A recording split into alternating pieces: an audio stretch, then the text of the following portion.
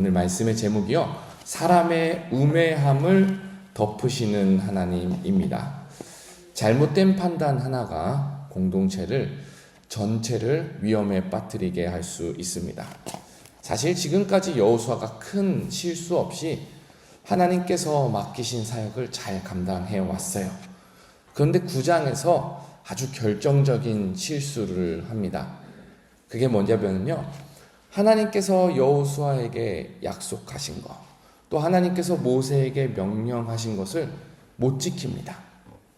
하나님께서는 이스라엘 백성이 가나안 땅에서 이방 민족들과 화친하지 말아라, 동맹을 맺지 말아라 라고 명령을 하셨어요. 물론 여호수아도 이 사실을 잘 알고 있었지요. 그런데 문제는 상대방이 여호수아를 속이기 위해, 이스라엘을 속이기 위해 작정을 하고 달려들 때 분별을 하지 못했던 겁니다. 기브온 주민들이 마치 가나안 족속이 아닌 것 마냥 외국에서 하나님의 소식을 듣고 멀리서부터 여호수아를 찾아온 것 마냥 분장을 하고 여호수아에게 찾아왔습니다. 가방도 다 떨어지게 만들고, 신발도 다 헤어지게 만들고, 빵도 다 말라 비틀어지고 곰팡이 쓴 거 일부러 가방 속에 넣어가지고 여호수아에게 온 거예요. 우리 동맹 맺읍시다. 하나님께서 하신 일을 보니까 우리가 이스라엘과 한편이 되어야 되겠습니다. 기브온 주민들이 여호수아에게 부탁을 합니다. 그때 여호수아가 한번 의심을 해요. 아니, 왜 같은 동네 사는 사람 같은데 멀리서 온 사람인 척 합니까? 여호수아가 의심을 하니까 기브온 주민이 다시 한번 막 소리를 지릅니다. 내 가방 속에 있는 이 빵을 보세요. 내 포도주 백이 낡은 것을 보세요. 저는 멀리서 왔는데 하나님의 소문이 너무나도 대단해서 우리가 여기까지 만나러 왔습니다. 그때 여호수아가 실수를 하는데 9장 14절에 보면 이렇게 말해요. 어떻게 할지를 여호와께 묻지 아니하고 화친을 맺은 거예요. 여호수아는 하나님 앞에 물어봐야 할 책임과 의무가 있었음에도 불구하고 하나님 앞에 묻지 아니하고 분별할 책임을 지지 아니하고 그 자리에서 화친을 맺어버립니다. 사람의 우매함이죠. 사람의 실수이죠. 그런데 오늘 이 본문은요, 우리가 함께 읽은 10장의 본문은요, 여호수아가 한 실수를 하나님께서 능력으로 덮으시는 장면이에요. 여러분, 어디든 동맹을 맺고 화친을 하게 되면은요, 주변 사람들에게 시샘을 받거나 국가적으로는 견제를 당할 수가 있습니다. 10장 1절부터 5절까지는요, 기브온이 견제를 당하는 거예요. 기브온이 이스라엘과 화친을 맺으니까 주변 가나안 사람들이 기브온을 견제하기 시작합니다. 안 그래도 기브온이 작은 족속이 아닌데 이스라엘까지 동맹을 맺었다고? 그러면은 저 관계가 돈독해지기 이전에 기브온을 빨리 쳐서 없애야겠다. 이러한 위기감이 주변에 드는 겁니다. 그래서 예루살렘 왕 아도니세렉이라는 사람이 굉장히 큰 위기감을 느끼고 기브온 주민과 함께 싸우려고 전쟁을 일으킵니다. 이런 상황 속에서 기브온 사람들이 위기에 몰리니까 여호수아에게 뭐라고 요청하는지 한번 말씀을 읽어보겠습니다. 10장 6절입니다.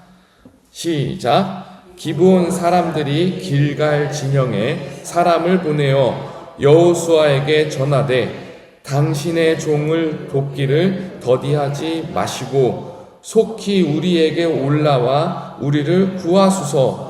산지에 거주하는 아모리 사람의 왕들이 다 모여 우리를 치나이다 하매.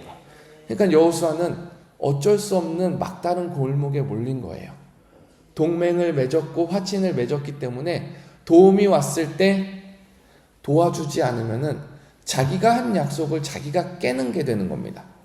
그런데 동시에 여호수아는 자신의 우매함 때문에 이스라엘 공동체 전체를 참여하지 않아도 되는 전쟁에 참전시키는 위기에 빠뜨리는 거예요. 왜 우리도 세계 뉴스를 보다 보면은 전쟁 반대, 전쟁 찬성 이 시위가 맞붙는 것을 볼 때가 있잖아요. 전쟁을 찬성하는 사람들이 국가적인 이익을 위해서, 국가적인 경제적인 이익을 위해서 전쟁을 막 부추길 때 한쪽 반대편에선 전쟁 반대를 외칩니다. 그 사람들이 하는 말이 되게 무엇이냐면은 전쟁을 해가지고 우리 젊은 사람들을 죽게 할 수 있느냐. 아무리 위대한 전쟁이라 해도 희생이 뒤따르는데 굳이 그 전쟁을 일으켜서 우리 군사들을 희생시킬 이유가 있느냐. 그 이유 하나 때문에 전쟁 반대를 외치는 사람들이 많이 있습니다.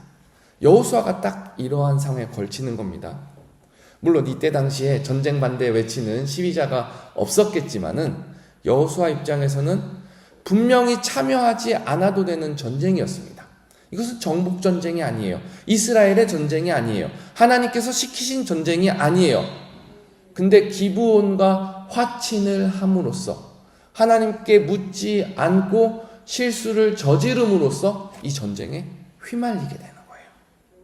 사람의 우매함이 점점 커지는 거죠. 마치 요만한 눈덩이를 언덕에서 굴리면은 처음에는 조그만한 눈덩이 같아 보이지만은 그것이 언덕 끝까지 내려갈 때 그 눈덩이는 커집니다. 우리 실수는 이것과 같습니다. 우리 실수는 처음에 마치 조그만한 눈덩이와 같았지만은 막상 그것이 일이 커지다 보면은 우리가 감당할 수 없는 사건이 되기도 합니다. 여호수아가 딱 이런 상황에 갇혀 있는 것입니다. 그때 하나님께서 여호수아에게 먼저 응답을 하세요. 여호수아가 하나님께 도움을 구하기도 전에 하나님께서 먼저 응답을 하십니다. 우리 8절을 함께 읽어보겠습니다. 8절입니다. 시작. 그때에 여호와께서 여호수아에게 이르시되 그들을 두려워하지 말라. 내가 그들을 내 손에 넘겨 주었으니 그들 중에서 한 사람도 너를 당할 자가 없으리라 하신지라. 하나님께서는 사람의 실수가 있다 하더라도 하나님 편에 선 자를 위해서 그 실수를 하나님의 능력으로 덮으십니다. 그래서 이 전쟁이 굉장히 기적적으로 이루어집니다. 우박이 내려서 사람이 죽어요. 성경에 어떻게 표현하냐면은 군사가 칼로 찔러서 죽인 사람보다 우박 맞아서 죽은 사람이 더 많았다. 이렇게 표현을 합니다. 또 12절과 13절에 보면은 태양이 멈추고 달이 멈춰가지고 전쟁이 마무리됩니다. 이것이 하나님의 능력입니다. 사랑하는 여러분, 사실 사람의 실수 때문에 우리 인류에 죄가 들어온 거예요. 한 사람의 실수 때문에 그 실수가 범죄함이 돼서 우리 모든 인류가 하나님과 떠나 살게 되었습니다.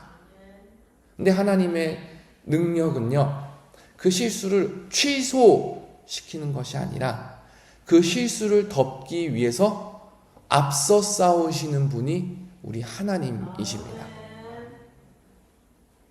하나님께서 취소해가지고 전쟁을 안 일으키시는 것이 아니라 이미 일어난 전쟁을 하나님께서 싸우신다는 거죠. 우리 영적 원리에 같이 적용됩니다. 우리의 죄로 말미암아 사망이 우리에게 들어왔는데 하나님께서는 우리 죄를 취소시키는 것이 아니라 그 죄와 대신 싸우시고 사망과 대신 싸우셔서 능력으로 덮으시는 거예요. 그래서 우리가 살게 되었습니다. 사랑하는 여러분, 오늘 하루 여러분께서 살아가시면서 우리 실수를 덮으시는, 우리의 우매함을 덮으시는, 우리의 범죄를 덮으시는 하나님을 묵상하며 그 하나님께서 승리하게 하시는 하루를 맛보시기를 주님의 이름으로 축원합니다.